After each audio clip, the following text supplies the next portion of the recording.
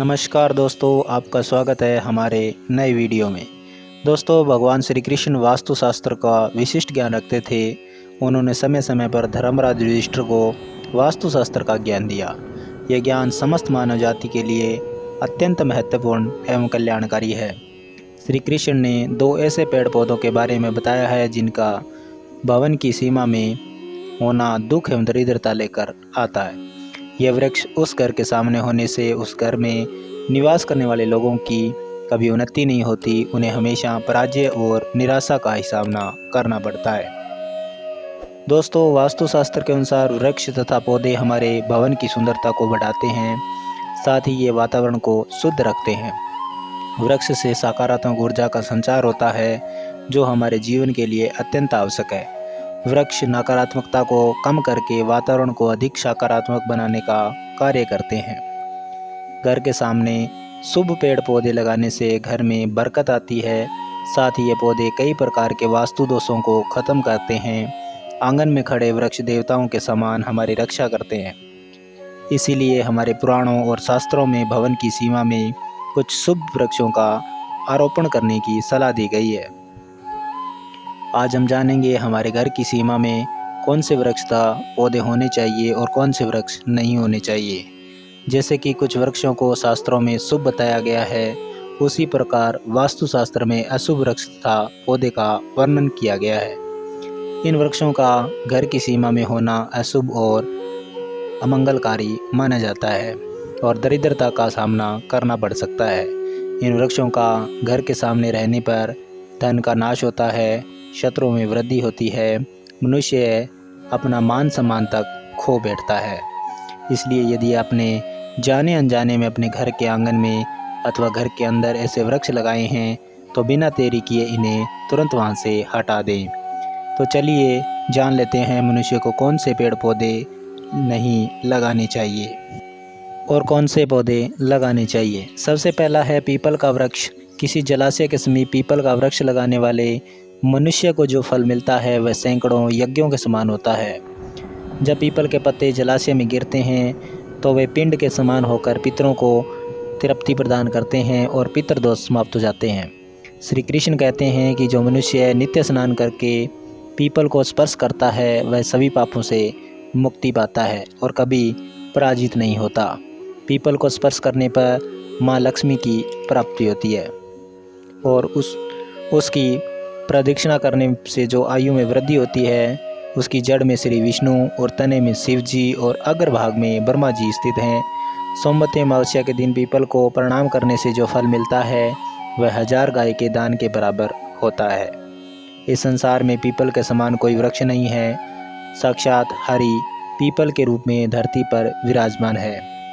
People वृक्ष को चोट पहुंचाना या टहनी तोड़ना महापाप माना गया है। ऐसा मनुष्य करता है वो नरक में जाता है। जो पीपल को जड़ से काटता है उसका नरक से उद्धार नहीं होता। और दोस्तों, दूसरा है आंवले का वृक्ष। श्री कृष्ण कहते हैं कि आंवले का फल समस्त लोगों में प्रसिद्ध और परम पवित्र है। आंवले को लगाने से स्त्री और पुरुष जन्म मृत्यु से मुक्त हो जाते हैं। यह पवित्र फल भगवान विष्णु को अत्यंत प्रसन्न करने वाला एवं शुभ माना जाता है। इसको खाने से सभी पापों से मुक्ति मिलती है। आंवला खाने से आयु बढ़ती है। इसका जल पीने से रोगों का नाश होता है और आंवले को जल में मिलाकर स्नान करने से दरिद्रता दूर हो जाती है और सभी प्रकार के ऐश्वर्य प्राप्त होते हैं। जिस घर में आंवला सदा मौजूद रहता है उस घर में कभी राक्षस नहीं आते। एकादशी के दिन यदि आंवला मिल जाए तो संसार के सभी तीर्थों से बढ़कर फल प्राप्त होता है। जिस घर के सामने आंवले का वृक्ष होता है वहाँ साक्षात लक्ष्मी नारायण निवास करते हैं। तीसरा है अशोक का वृक्ष। यह पुराणों के अनुसार अप्सराओं का निवास होता है। यह वृक्ष शोक का नाश करने वाला तथा निराशा को समाप्त करने वाला होता है। इस वृक्ष को घर के पास लगाने से घर में सुख शांति बनी रहती है।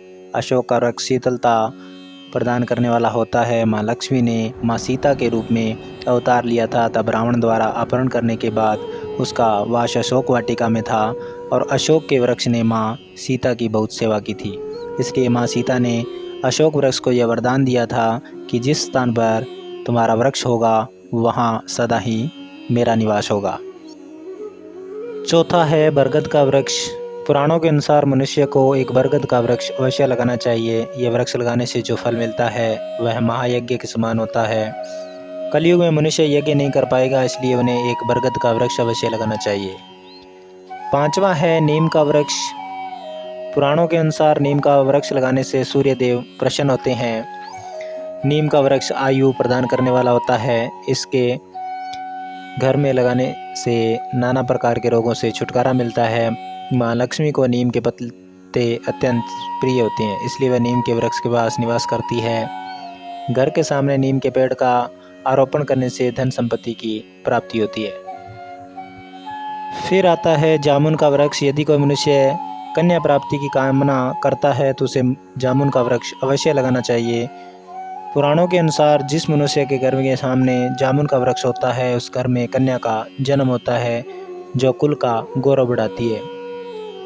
आगे है बेल का वृक्ष। पुराणों के अनुसार बेल के वृक्ष में भगवान शिव और गुलाब में देवी पार्वती का निवास होता है, इसलिए अगर बेल पत्थर के वृक्ष के साथ गुलाब का पौधा लगाया जाए तो शिव पार्वती का आशीर्वाद प्राप्त होता है। उस घर में कभी दुख दरिद्रता नहीं आती और उस घर में कभी अकाल मृत्यु नहीं होती। नारियल का पेड़ लगाने से पुरुष नेक स्त्री का पति बनता है। नारियल किसी भी धार्मिक अनुष्ठान का अंग होता है। यह अत्यंत शुभ माना जाता है। घर के आंगन में नारियल का पेड़ लगाने से उस घर में हमेशा सुखता होती है और उस घर के सदस्यों का समाज में बहुत मान सम्मान होता है।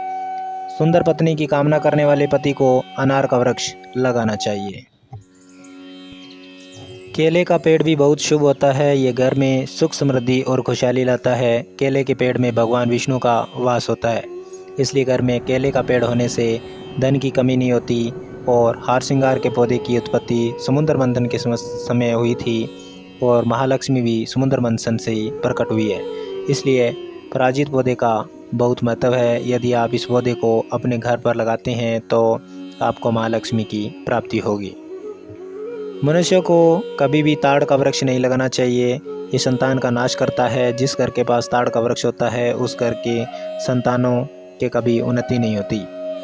मनुष्य को कभी भी अपने घर के पास बहेड़े का वृक्ष नहीं लगाना चाहिए। इस वृक्ष पर प्रेतों का वास होता है। जो मनुष्य बहेड़े का वृक्ष लगाता है वह प्रेत बन जाता है और उसके नीचे बैठकर कभी पूजा पाठ नहीं करनी चाहिए। किसी मनुष्य को शत्रुओं का भय सता रहा है तो उसे केवड़े का वृक्ष लगाना चाहिए। वह शत्रुओं का नाश करने वाला होता है। इस प्रकार शास्त्रों में इन पेड़ पौधों के बारे में बताया गया है। उम्मीद है आपको ये जानकारी अच्छी लगी होगी। वीडियो को लाइक ज़रूर करें और कमेंट में जय श्री कृष्ण जरूर लिखें। अगर चैनल को सब्सक्राइब नहीं किया है तो सब्सक्राइब करके बेल आइकन दबा लें।